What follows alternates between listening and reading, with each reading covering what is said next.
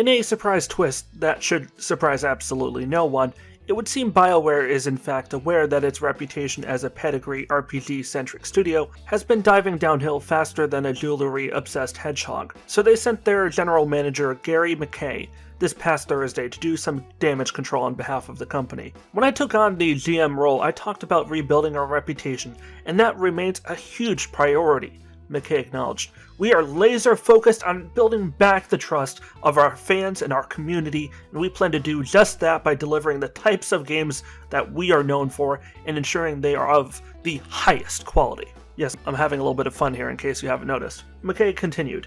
"We want the launch of our games to be seminal moments in the industry." Well, in the case of Anthem, it was quite a seminal moment for the entire games industry, as it became an industry-wide laughingstock, leading to most of BioWare's senior staff jumping ship, and forcing other game publishers to further reevaluate the profitability of forcing out AAA games years before they're ready. Not exactly the type of lasting legacy you want to achieve. McKay went on, "Our mission is to create worlds of adventure, conflict, and companionship that inspire you to become the hero of your own story. We want each game to earn that kind of reaction we've seen with Mass Effect Legendary Edition.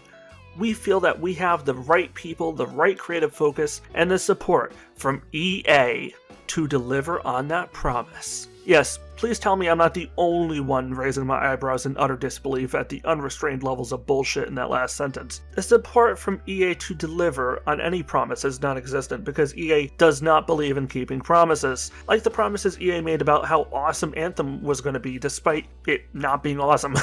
showing off what they claimed to be gameplay at its public debut, despite the fact that the developers themselves who were working on the game at the time had never actually programmed any of that supposed gameplay into the game itself, and were just as surprised as the average audience member at what was being shown on screen. Like the promises of post-launch support from both BioWare and EA, which was immediately followed by EA quietly canceling the game while pretending to the public at large that it was just receiving an internal rework, before BioWare's own employees began leaking the truth to members of the press. I want to believe honestly that BioWare is getting back on solid footing, and I know they can't publicly call out EA while doing business with them, but if they're willing to cover up for EA, it does beg the question of what else are they at least being somewhat dishonest about. BioWare has been reduced to a mere shell of its former self, and if this next game, whatever it might be, doesn't knock it out of the park in terms of not only commercial success but also critical success, it might be the final nail in the coffin for BioWare as a company.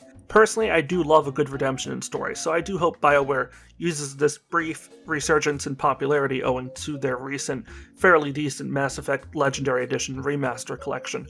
as an opportunity to pave a brave road forward. Their continued support of Star Wars The Old Republic, the Star Wars branded MMORPG via content updates and annual DLC expansions, has likewise provided the company with some small-scale positive PR. As for what comes next, who knows?